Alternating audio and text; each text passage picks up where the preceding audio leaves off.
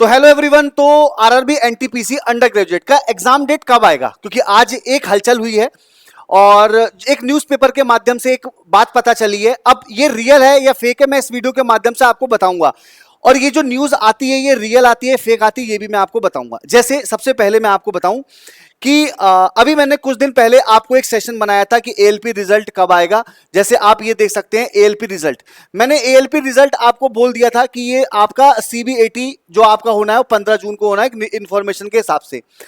अब मैंने एक आपको और बताया था कि आंसर की कब आएगी। तो जैसे आप बच्चे यहां पे वीडियो खोलोगे तो आपको पता चल जाएगा कि मैंने आंसर की आपको जुलाई के फर्स्ट वीक में बताई थी और आज आपका 1 जुलाई है और शाम को 6 बजे तक आंसर की आनी है। उम्मीद करते हैं पहले भी आ जाएगी, ठीक है।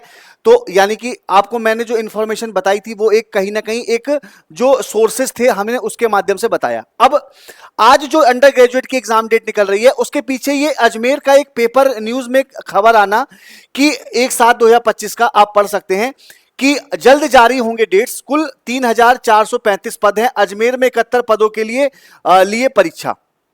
एनटीपीसी नॉन ग्रेजुएट सीबीटी प्रथम में 6 लाख से अधिक अभ्यर्थी बैठेंगे। ये अजमेर की बात चल रही है, बाकी टोटल तो इसमें 60 लाख लगभग प्लस विद्यार्थी हैं। 20 दिन चल सकती है परीक्षा, क्योंकि आपने देखा होगा ग्रेजुएशन लेवल का जो एग्जाम है वो आपका कब चला है, तो वो 5 से 24 चला है। तो अगर हम देखें तो यहां से अगर 15 15 4 19 यानी कि लगभग टोटल यहां पर कितने दिन चला, 19 दिन चला। तो यहां पे 20 दिन चल सकता है, कोई गलत बात नहीं है। इसमें यह बोला गया है यहां से कि विभिन्न शहरों में ली जाएगी परीक्षा। परीक्षा के लिए 35 अभ्यर्थी से अधिक रोज बुलाए जाएंगे, यानी कि लगभग डेली यहां पर 35,000 से डेली अभ्यर्थी बुलाए जाने हैं। उसके बाद केंद्रों पर होगा आधार वेरिफिकेशन। अब मुद्दा यहां पे ये होता है क्या एग्जाम होगा, क्योंकि आपको मैं बता देता हूं यहां पे कि जो टीसीएस का कैलेंडर है, तो टीसीएस का जो एग्जाम जो अपना सेंटर अलॉट कर रखी है वो एसएससी को दे रखी है। एसएससी ने लगभग 24 जुलाई से लेके और पूरा अक्टूबर पूरा उसने अपने एग्जाम कैलेंडर जारी कर दिए हैं एसएससी ने। और एसएससी का एग्जाम कौन कराता है, टीसीएस कराती है। तो अब उससे पहले यानी कि 24 से पहले, अब 1 जुलाई आपकी हो गई, इसको हम निकाल दें तो 2 जुलाई से 23 जुलाई के बीच में लगभग आपका एग्जाम हो सकता है क्या, क्योंकि 20 दिन एग्जाम होना है। अगर 20 दिन एग्जाम होना है तो इसका मतलब आज नोटिस आ जाए, कल एडमिट कार्ड डाउनलोड होने स्टार्ट हो जाए, या तो ऐसा ही हो सकता है। लेकिन आपको पता है कि 15 तारीख को आपका एएलपी सीबीएटी होना है, तो यानी कि अब इससे पहले तो आपकी डेट आने वाली नहीं है। तो अगर ये बाद में बात कर रहे हैं तो ये कब कराएंगे ये मुझे समझ में नहीं आ रहा है। एग्जाम तो फिर आपका ये लटक रहा है, जो मैं एक माध्यम देख रहा हूं ये चीज। सर एग्जाम फिर कैसे हो सकता है, एक पॉसिबिलिटी कोई एग्जाम होने की, देखो पॉसिबिलिटी होने की एग्जाम होने की ये है कि जैसे आपका टीसीएस का सेंटर अलग बनाए जाएं, जो एसएससी के सेंटर अलग बनाए जाएं और रेलवे के जो सेंटर हैं वो अलग बनाए जाएं। यानी कि इन दोनों के जो सेंटर हैं वो क्या बनाए जाएं, अलग अलग बनाए जाएं। तभी एक पॉसिबिलिटी निकल के आ रही है कि इसका एग्जाम हो सकता है।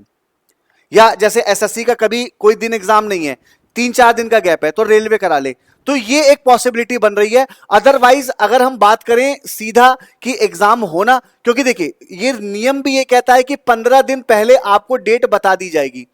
तो 15 दिन पहले अगर डेट बता दी जाए, मैं कह रहा हूं चलो अगर इन्होंने आज शाम को नोटिस बता दिया तो 15 दिन बाद तो 17 से होगा, तो फिर 20 दिन, तो फिर तो ये तब भी एग्जाम फंसना है। तो ये रेलवे, ये जो न्यूज है ये किस आधार पे दिया गया है अभी तो रेलवे ही जानेगी, ठीक है। बाकी मैं तो यही कहूंगा कि आप लोग तैयारी करते रहो, ये रेलवे है कुछ भी कर सकती है। रेलवे का हमेशा इतिहास गवाह है कि वो हमेशा अनएक्सपेक्टेड चीजों को ही लेकर आती है, तो अनएक्सपेक्टेड चीजें ही आपके साथ होंगी, ठीक है, याद रखिएगा। बाकी अगर आप लोगों ने पेड बैच लिया है तो ठीक है, नहीं लिया है तो आप लोग रोज वाईटी पर बच्चे आप प्रैक्टिस करने आ सकते हो। रात में 9 बजे मेरी क्लास चलती है डेली, रेलवे टेक्स्ट बुक पर, है ना, डेली मेरी क्लास चलती है रात में 9 बजे। ये सिर्फ प्रैक्टिस सेशन है, ठीक है। यहां से आप तरह तरह के क्वेश्चन जो आपके रेलवे में आए हैं वो आप देख सकते हो, थ्योरी वाइज और चैप्टर वाइज। बाकी यहां पर मैं पीडीएफ भी आपको प्रोवाइड करता हूं। और अगर आप लोगों ने ग्रेजुएट लेवल का एग्जाम दिया है तो आंसर की आज आ रही है, अपना रैंक प्रिडिक्ट कर सकते हैं नॉर्मलाइज्ड मार्क्स के साथ, ठीक है। नॉर्मलाइज्ड की भी सुविधा यहां पे आपको पहली बार दी जा रही है, तो आप सभी लोग यहां से टेक्स्ट बुक से अपने आंसर की को प्रिडिक्ट कर सकते हो और आपके कितने नंबर आ रहे हैं ये आपको अंदाजा लग जाएगा सीबीटी 2 के लिए, ठीक है। बाकी ये इंफॉर्मेशन थी, आई थिंक आपको समझ में आया होगा। बाकी रेलवे ने कहीं ना कहीं फंसा के रख दिया है। बाकी अब देखते हैं रेलवे इस चीज को कैसे हैंडल में करती है। ठीक है, मिलते हैं आपसे नेक्स्ट अपडेट में। Thank you so much.